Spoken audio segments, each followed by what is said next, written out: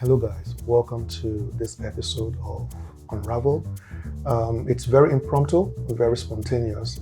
The team talked to me this morning to have this podcast done to welcome us into the year 2024 with a very interesting perspective as to the issues relating to a lot of young people, a lot of us with visions, with dreams, with all the excitement of the beginning of a new year. And then as the year progresses, all the excitement fizzles out, all the commitment depletes, and our devotion to achieving our dreams and our pursuits for the year just vanishes into thin air.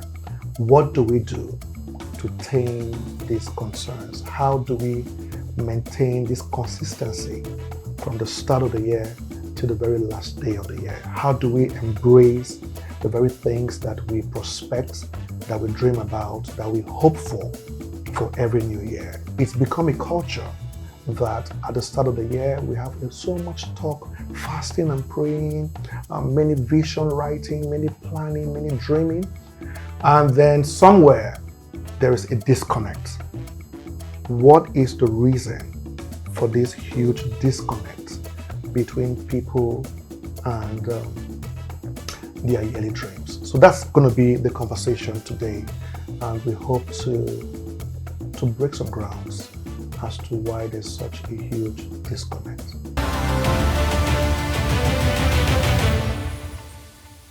So let's get right to it, Abigail.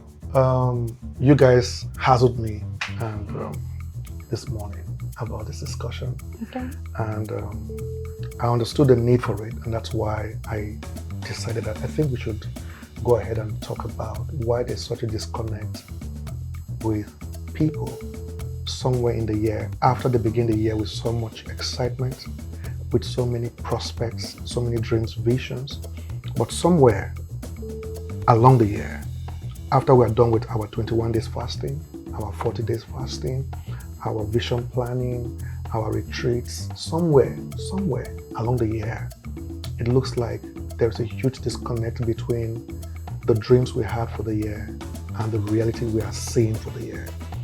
And why this bothers me, while you were speaking to me along with the team this morning, why it bothered me was that word disconnect kept ringing so strongly in my heart. Two words, the word disconnect and the word distant. In 2020, when we had the COVID-19, there was a lot of things done to help protect lives. One of the strategies at the time was what they called social distancing. And I'm not the best philosopher. I'm not the most literate person. I'm not great with words and terminologies. However, it has always been a mystery to me, the combination of those two words, social distancing. Because when you think about being social, you think about networking. Yes. When you think about anything that is social gathering, a wedding, a birthday party, a school reunion, and when you think about anything social, even in school, social club, it was integration, networking. And then some few years ago, the term social distancing became so popular. How can you have social distancing? How can you combine being social and being distant all at the same time? And the more I think about it, it looks like it is a presentation of the realities of our era, of our age. We have social media, but so much distancing.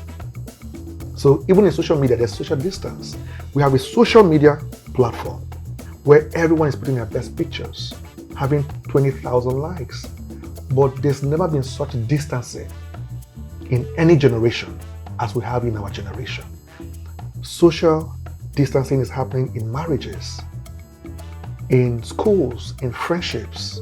People are so unaware of the true nature of people they think they know because of a disconnect, of a distancing. And this is now playing out even in the realities of us living out our dreams for a new year. We have such passion for a dream, for a plan, for a goal, and then we begin to observe this distancing, this disconnect. So I may be old school, but I think that maybe there's something I'm not saying that you may know. Why is there such a global disconnect amongst young and old people, the things that they love and desire and dream about so much somewhere down the road? All right, so from the perspective of a young person, I think that we now live in a world where it looks like there's a divide end. There are the people who are out there and there are the people who are backstage and watching other people live out their life. So sometimes when people start the year with a drive of this thing I've been seeing, I want to do my own. So when they start the year with that energy, they truly are not really connected with what they want inward. Like they're not connected to their dreams, they're not connected to their passion, but probably something they've been saying now influences their thoughts of what they think they want for themselves. So why they act like watching other people when the year starts, when everybody's excited, shouting Happy New Year, new me, new year, new Abigail, new year, new this. They now go in with they're writing a lot of goals, but the truth is we are not deeply connected to those goals. That is why we don't stay with those goals, because the older generation, and watching you over the years, I've never seen a time where this excitement of New Year that is all over our generation is not there. But still yet the year go by and there's still that consistent of this is what I intend to achieve and I'm going to focus on achieving it. But I don't know if it's the pressure that comes with our generation or the pressure that comes with our age. So I think that from a young person's perspective, I feel like what happens most of the time is we truly are not connected with our dreams. Because if we are truly connected with our dreams, no matter the distraction that comes, because sometimes you want to do this, you want to do that, but sometimes a level of pressure comes and you just lose direction. So I think that what you want to do. What you're raising is a very sensitive matter. Mm-hmm. The fact that the birthing of the goal is absolutely on the premise of disconnect. You see, so It's not just that people are disconnected with what they already wanted. Mm-hmm. It's that what they even wanted was on the premise of a disconnect. Mm-hmm. It's like many things that we think we want were imposed on us. Mm-hmm. When I say like I want a new job, it's not really because I want a new job. It's because I prefer the job that Abigail has over the job that I have. I've always liked my job until I found out Abigail's new job in 2023. And then now in 2024, I want the kind of job that Abigail has. But because I can't be found to seem like I'm being jealous or I'm coveting something that I shouldn't, I try to own that desire as though it has its rooting and foundation in my heart as a personalized goal.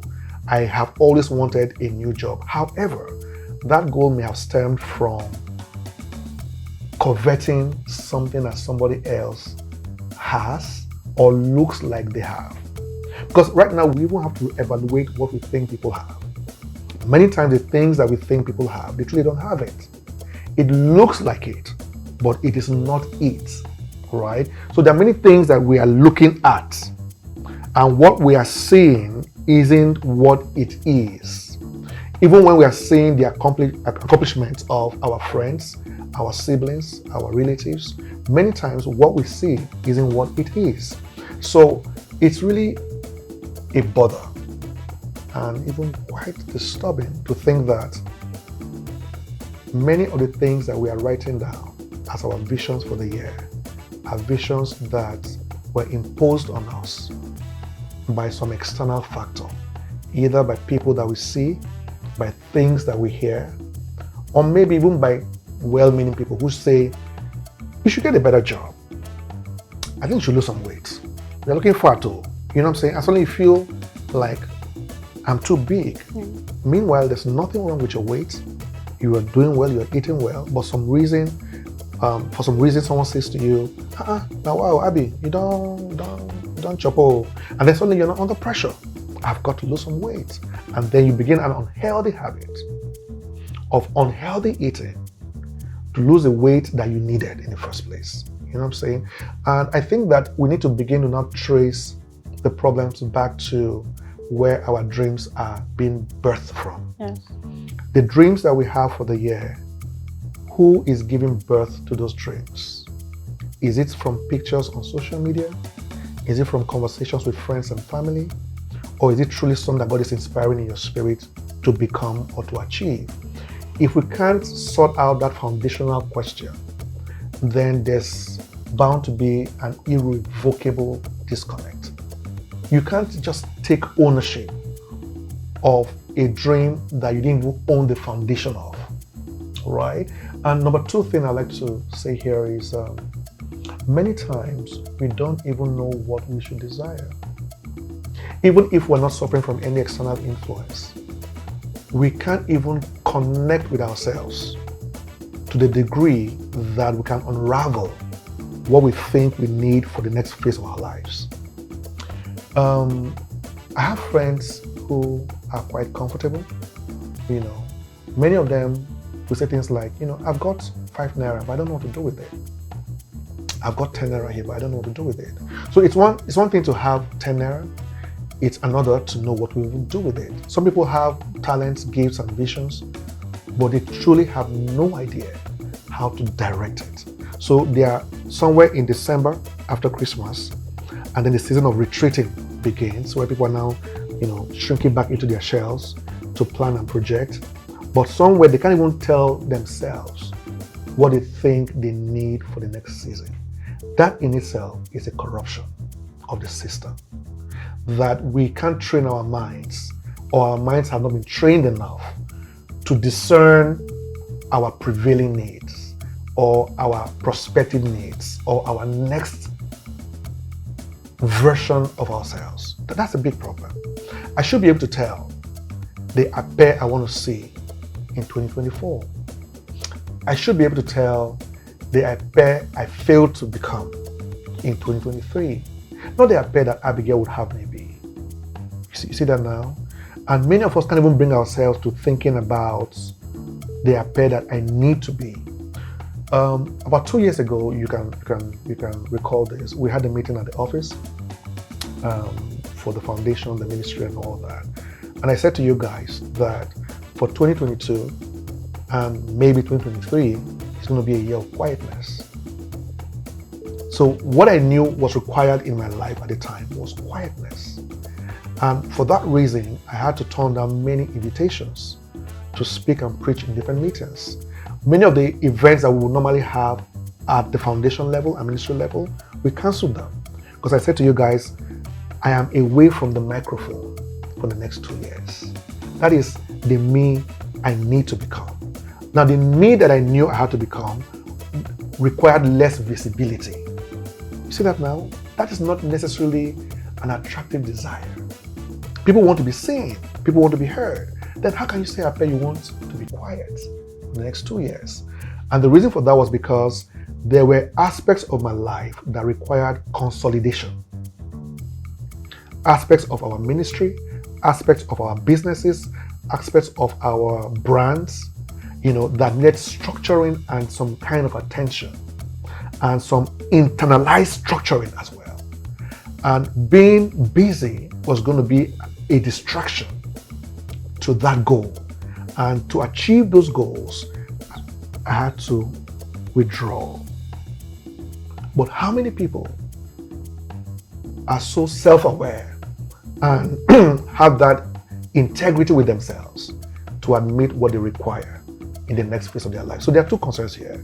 Having desires and dreams that are imposed upon us, and then not even being able to project what we require for the next season of our lives.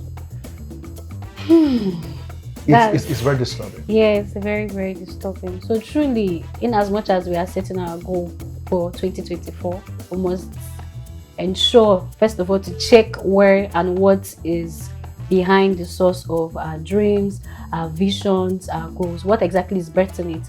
Is it what God has laid in our heart? And I think also that we are now in a generation of, apart from spiritual self-awareness, we want to connect more outside and want people to perceive us in a certain way, truly, like you have said.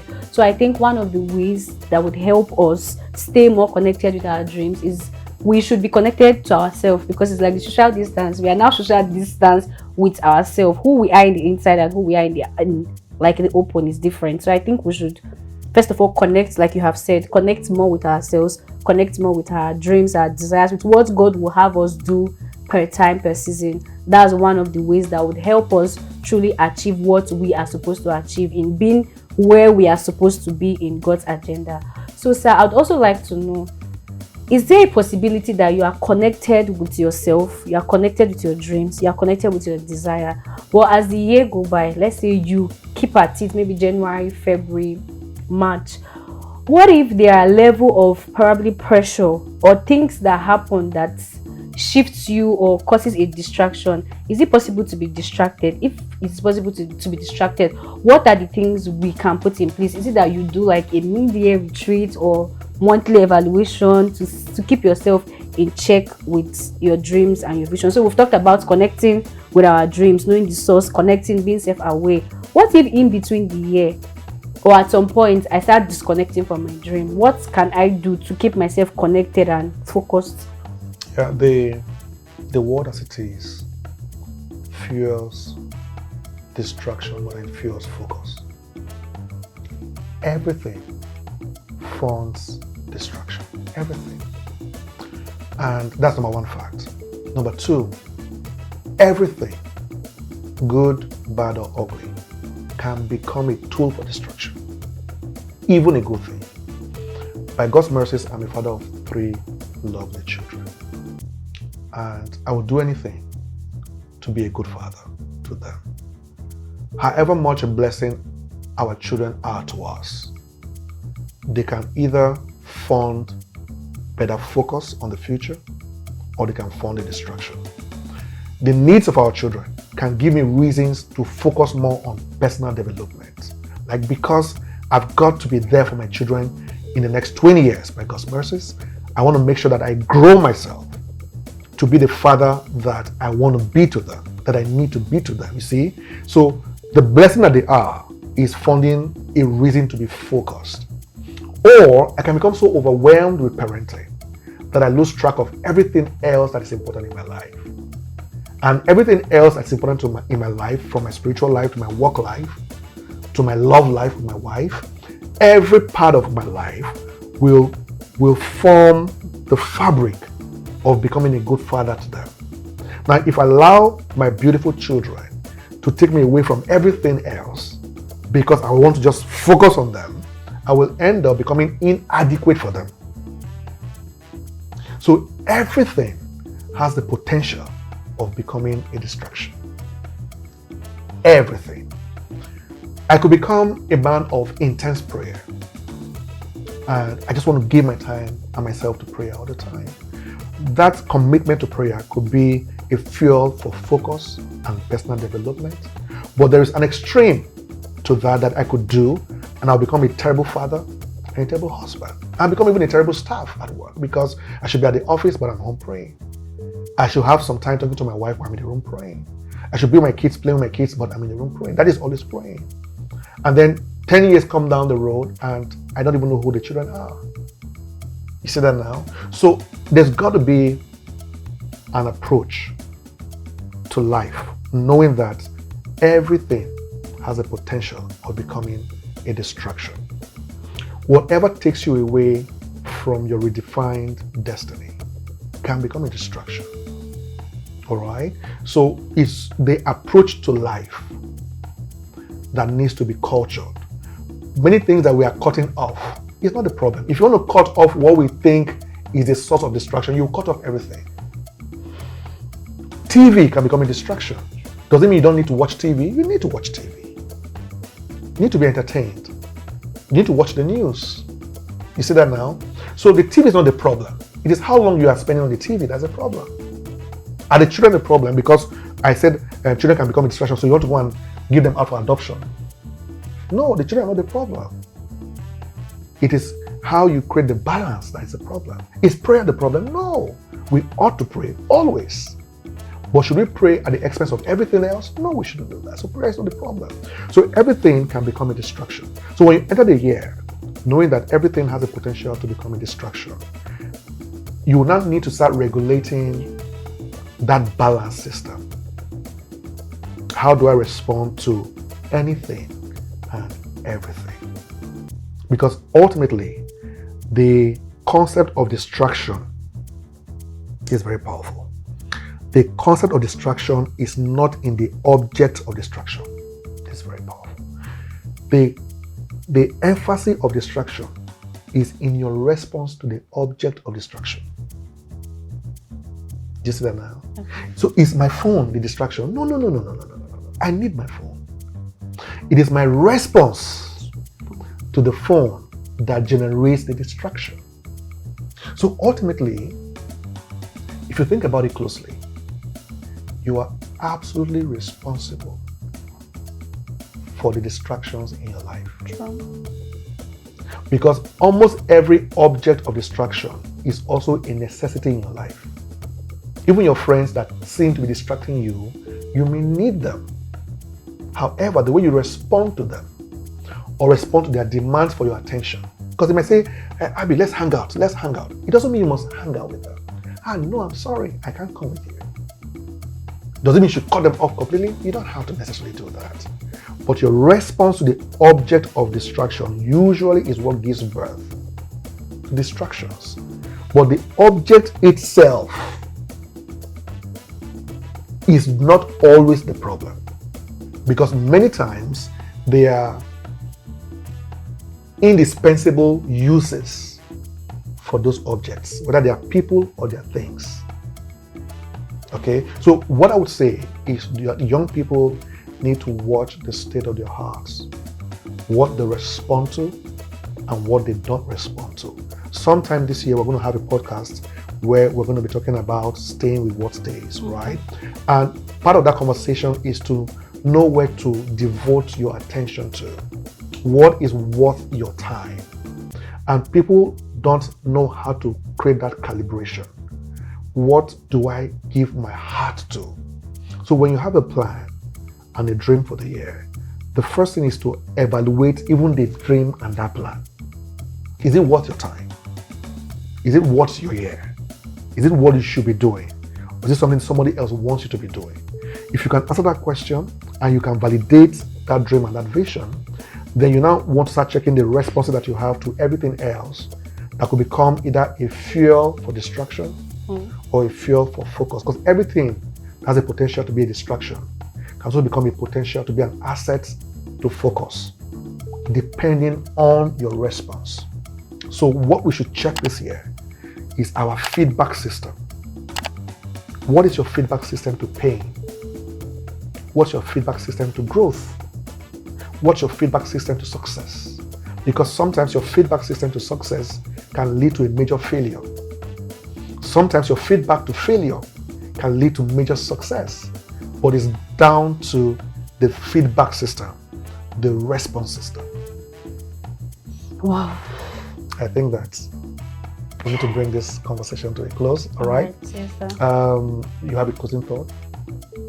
Just basically highlighting everything we've heard. So whenever you get to hear this, whether it's the video of the year, I don't think it's too late to reevaluate whatever desires you have had, whatever you had intended to achieve. Just go through it. First of all, what exactly is pushing my attention to this particular thing? Is this what I'm supposed to focus on? The object, the why behind whatever you are doing is very important. After evaluating the why, then we have to consciously, if you need to make an adjustment, then become self-aware. Don't just make a conscious effort to live from the inside out. We shouldn't let the distraction and the so many noise around to affect us being aware and conscious of who we are. So the key word there is live from the inside out. Yes. That's very profound. Live from the inside out and don't live from outside in. Always live from inside out. not from outside in. Yeah. All right, guys, it's Thank such a joy to have you join us on this episode. See you on the next one. Bye.